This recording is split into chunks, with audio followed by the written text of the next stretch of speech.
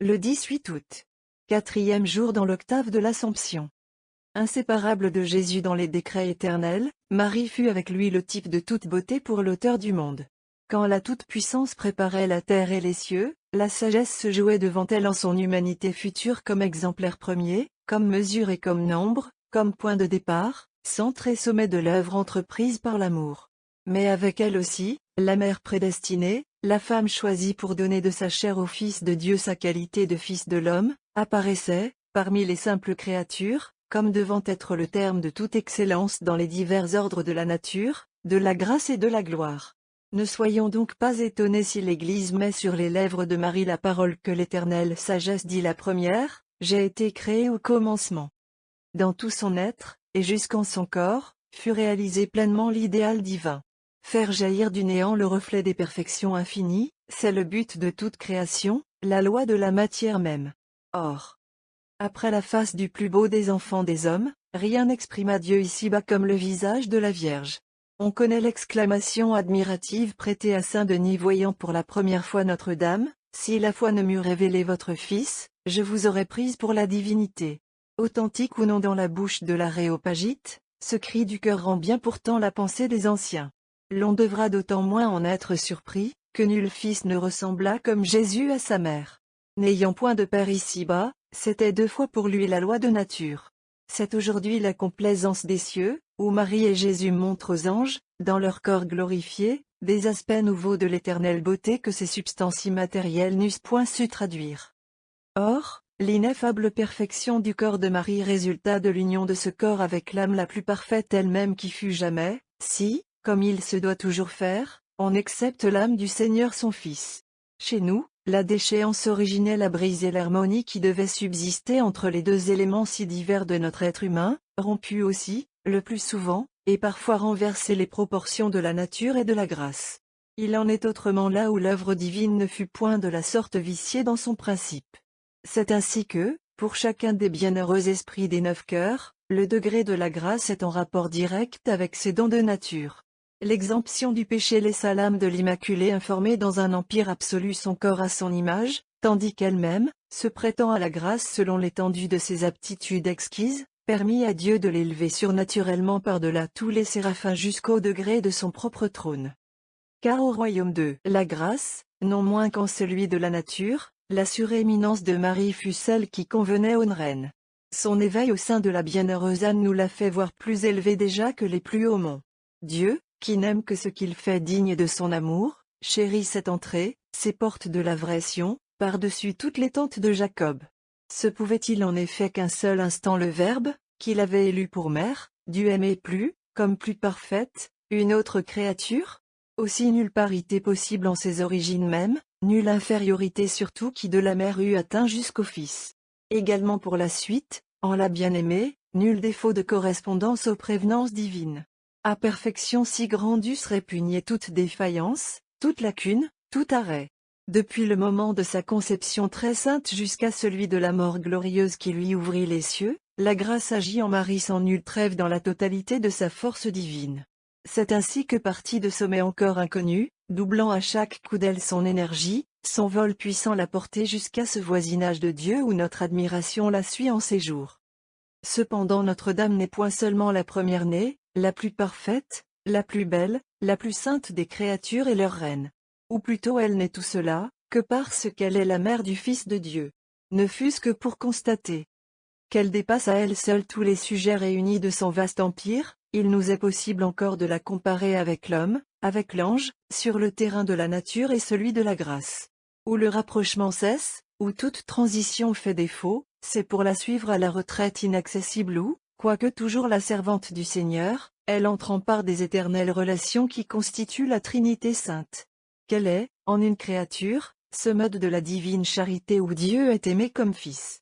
Mais écoutons ici l'évêque de Meaux, dont le moindre mérite n'est pas d'avoir compris comme il l'a fait les grandeurs de Marie. Pour former l'amour de la Sainte Vierge il a fallu y mêler ensemble tout ce que la nature a de plus tendre, et la grâce de plus efficace. La nature a dû se trouver, parce que cet amour embrassait un Fils. La grâce a dû y agir, parce que cet amour regardait un Dieu. Mais ce qui passe l'imagination, c'est que la nature et la grâce n'y suffisent pas, parce qu'il n'appartient pas à la nature de trouver un fils dans un Dieu. Et que la grâce, du moins ordinaire, ne peut faire aimer un Dieu dans un fils, il faut donc nécessairement s'élever plus haut. Permettez-moi, chrétiens, de porter aujourd'hui mes pensées au-dessus de la nature et de la grâce, et de chercher la source de cet amour dans le sein même du Père éternel. Le divin Fils dont Marie est mère, lui est commun avec Dieu. Elle est unie avec Dieu le Père, en devenant la mère de son Fils unique, qui ne lui est commun qu'avec le Père éternel dans la manière dont elle l'engendre. Mais pour la rendre capable d'engendrer un Dieu, il a fallu que le Très-Haut la couvrît de sa vertu, c'est-à-dire, qu'il étendit sur elle sa fécondité. C'est en cette sorte que Marie est associée à la génération éternelle. Mais ce Dieu qui a bien voulu lui donner son Fils, pour achever son ouvrage, a dû aussi faire couler dans son chaste sein quelque étincelle de l'amour qu'il a pour ce Fils unique, qui est la splendeur de sa gloire et la vive image de sa substance. C'est de là qu'est né l'amour de Marie. Il s'est fait une effusion du cœur de Dieu dans le sien, et l'amour qu'elle a pour son Fils lui est donné de la même source qui lui a donné son Fils même. Après cette mystérieuse communication, que direz-vous, ô raison humaine? Prétendrez-vous pouvoir comprendre l'union de Marie avec Jésus-Christ? Car elle tient quelque chose de cette parfaite unité qui est entre le Père et le Fils. N'entreprenez pas non plus d'expliquer quel est cet amour maternel qui vient d'une source si haute, et qui n'est qu'un écoulement de l'amour du Père pour son Fils unique. Palestrina, l'ancienne préneste, députe à la cour de Marie son valeureux et doux martyr Agapi. Par son jeune âge et sa fidélité, il nous rappelle cet autre gracieux athlète, l'acolyte Tarcisius, dont la victoire accompagne de si près au 15 août le triomphe de la Reine du monde, qu'elle s'éclipse en la gloire de celle-ci. Au temps où Valérien persécutait l'Église, à la veille des combats de Sixte et de Laurent, Tarcisius, portant le corps du Seigneur, est rencontré par des païens qui prétendent le contraindre à leur montrer ce qu'il porte. Mais, serrant sur son cœur le trésor du ciel, il se laisse broyer sous leurs coups plutôt que de livrer à ses chiens enragés les membres divins. Agapi, à 15 ans, parcourt au milieu des tourments et des prodiges la reine que vient de rouvrir à l'ambition des disciples de Jésus le César Aurélien. Si jeune qu'il fût, le martyr avait pu voir la fin honteuse de Valérien. Or, l'édit nouveau qui lui valut de rejoindre Tarcisius au pied de Marie n'était pas encore promulgué dans tout l'Empire, qu'Aurélien à son tour était foudroyé par ce Christ de qui seuls tiennent leur couronne les empereurs et les rois. Oraison. Que votre Église, ô Dieu, se réjouisse, appuyée sur le suffrage du bienheureux Agapi. Que les glorieuses prières de votre martyr lui obtiennent fidélité persévérante et sécurité entière. Par Jésus-Christ.